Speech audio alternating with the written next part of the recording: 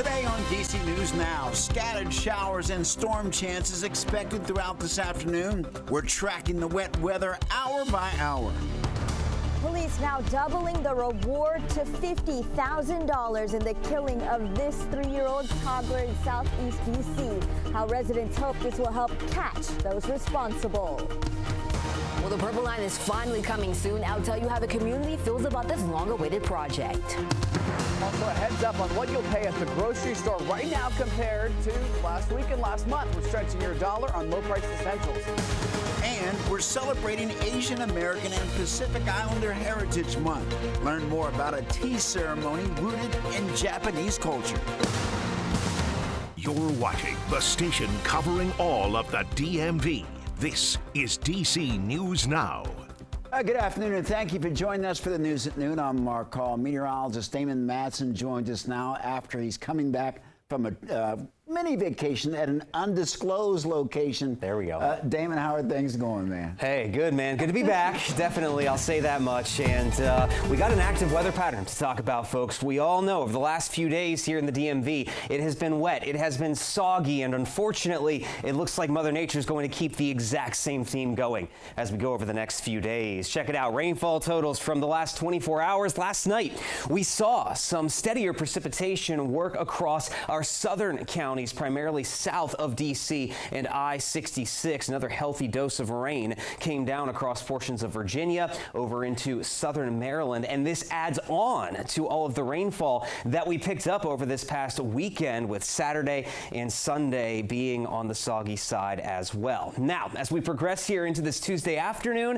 things have quieted down for the most part. It has been dry through the morning mostly, but we have had a couple of showers popping up primarily along the I-270 corridor through Frederick and Montgomery counties, and this is a theme we will notice as we go throughout the rest of the afternoon. Isolated showers and storms will once again bubble up as we go throughout the rest of the day. We can't rule out a stronger storm possibly developing as well, with temperatures climbing back up into the 80s. But for most of us, this could be our first break from any rainfall in quite some time. Now, the question is, do we keep this theme of showers and storms going as we progress along through the rest of the week? We'll have a full look at your forecast coming up here in just a bit. All right, Damon, thank you. New at noon, Laurel police say suspects pried open an ATM using some kind of a tool to access the money. This happened at the 7-Eleven on the 600 block of 7th Street, and according to employees, the ATM was hit around 3 a.m.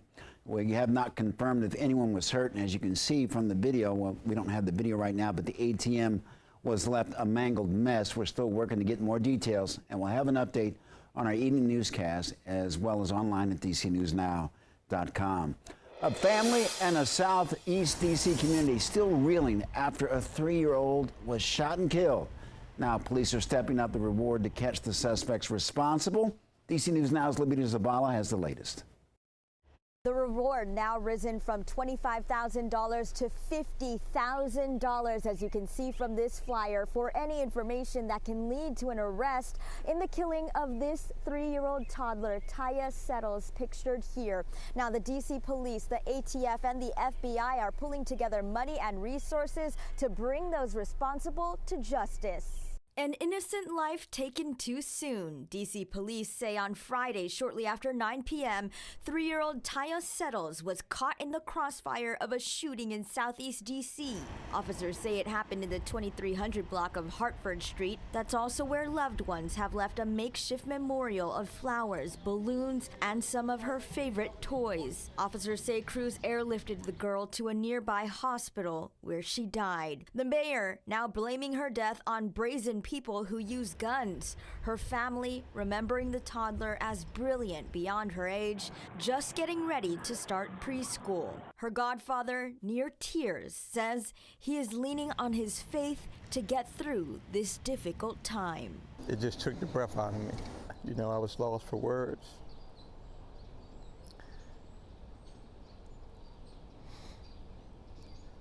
Because all I can think about is this innocent little child.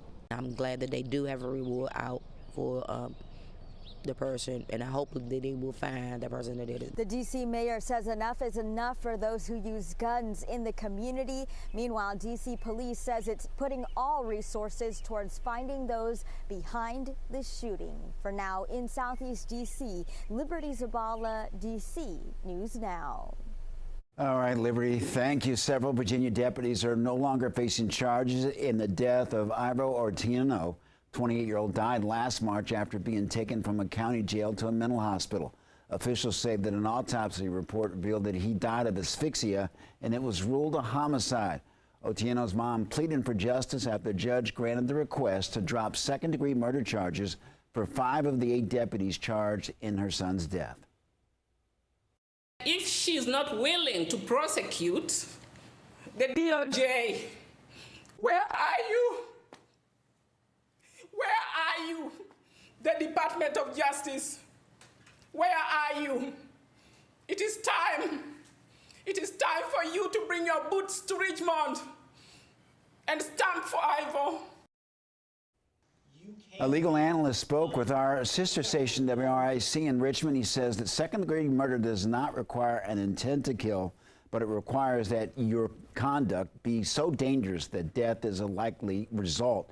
He added that a lack of evidence to prove malice may also be a factor in the decision to drop the charges. All right, tonight people will get the chance to weigh in on the long-awaited Purple Line project.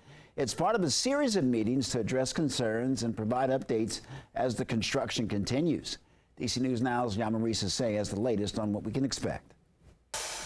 Yeah, so the Purple Line has had several hurdles over the past few years, and the opening date kept getting pushed back. But now, Maryland Transportation Authority says 2027 will finally be the year that it opens up. And as construction continues, many people around the Purple Line say it's an inconvenience, and they're just ready for it to finally be done. The Maryland Transit Administration will host another community meeting tonight for updates on the Purple Line construction. The 16-mile light train rail will bridge the transportation gap from Bethesda and Montgomery County to New Carrollton and Prince George's County. Construction for the line began back in 2017, and since then, there have been a lot of delays. Most recently in March, the MTA requested more money in order to continue the project, which led to pushing back the date to 2027. As construction continues, they plan to keep the community updated and address any concerns. Tuesday's meeting is dedicated to those in the Silver Spring area, but there will also be several meetings in the coming weeks for other areas like Bethesda, College Park, Long Branch, and more. Now, for many who live near the Purple Line construction, there have been some mixed feelings about the long-awaited project, and they say they're just ready for it to finally be open. Negatively, I'd say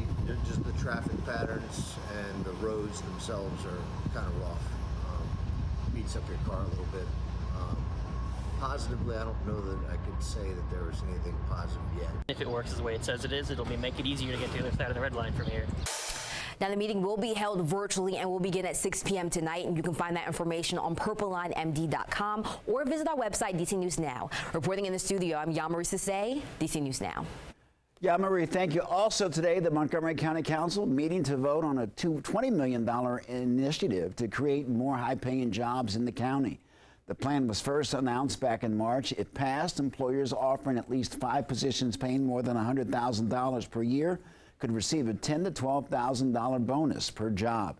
County leaders believe that it could create up to 1,000 new jobs. The initiative would also establish a $3 million equity fund for small businesses.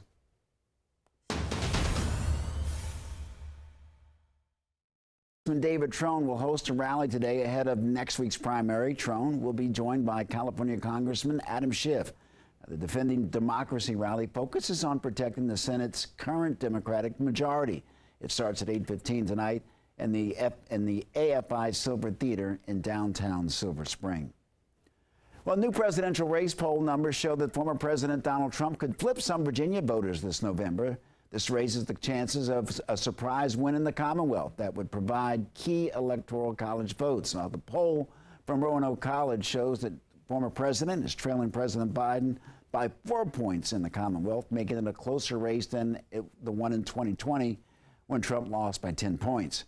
However, one political expert says while margins will be thinner this year, Biden is still the favorite to win Virginia. They want to try to make the other side believe they're serious, because even if neither side honestly believes that Virginia would go Republican, the Republicans can fool the Democrats into spending money in Virginia. The last Republican presidential candidate to win Virginia was George W. Bush in 2004. All right, we're stretching your dollar at the grocery store. DC News Now's weekend anchor Ben Dennis tracking the biggest deals at 3 local stores. We are taking another look at what you'll pay up and down the grocery aisle, sizing up prices between 3 local stores from 1 month, 1 week ago. We found what's become cheaper and what's become more costly. Grabbing a cart, checking labels and coupons down the aisle. Savings at the supermarket aren't always pointed out as essentials remain costly. While the next inflation report for April prices won't be out until mid-May, we've been price tracking 10 pantry essentials at 3 popular supermarkets here at home: Walmart, Giant, and Safeway. According to the lowest prices published online, since just last week, a 12 count of brown eggs at Walmart is down 40 cents, wheat bread up 90 cents at Giant, and avocado up $1.34 at Walmart, a sizable change. The 2% gallon of milk, 12-ounce bag of broccoli, and russet potatoes remained unchanged, same for brown rice. Compared to 1 month ago, Giant's carton of brown eggs down 20 cents, 40 cents at Walmart. The 12-ounce bag of broccoli got 23 cents more expensive at Giant. Avocado up $1 at Safeway, while prices that are the same include wheat bread, 2% gallon of milk, russet potatoes, and brown rice. Price checking works, and store loyalty programs as well can bring along discounts. Some free, just check the fine print. And lately we've also noticed a roller coaster ride when it comes to meat prices. Best bet, compare costs online and consider buying family packs in order to save the most. And what's to come? Well, the latest expectation from the USDA says that grocery prices are predicted to rise 1.2% this year, dining out even more, 4.2%. In the newsroom, Ben Dennis, back to you. All right, Ben, thank you. Battle for the Beltway tonight. The Nationals and the Orioles will face off at Nats Park in the Beltway series. The teams have a local rivalry. The distaste for each other stems from 2005 when the former Orioles owner was the only person to vote against moving a baseball team to the district. The Nationals and Orioles will both be wearing the City Connect jerseys for tonight's game. Israel plans to move forward with a major offensive into Rafah amid a ceasefire deal. But is the deal inching closer to an agreement? Our correspondent on the Hill covers the latest in negotiations. And when and where could we possibly see some isolated showers and storms this afternoon? We'll have another look at that forecast coming up after the break.